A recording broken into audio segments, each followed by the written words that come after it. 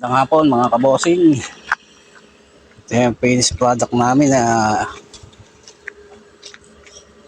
elephant na lamesa.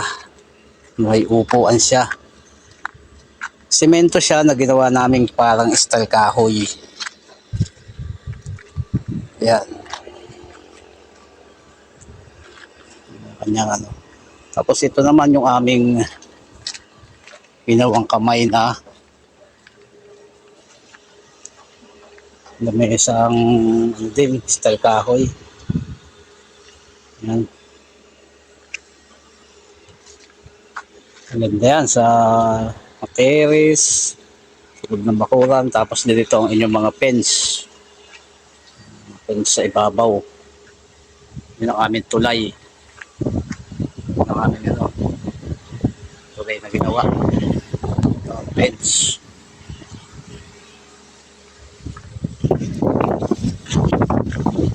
Elepante siya na ginawa na parang kahoy style.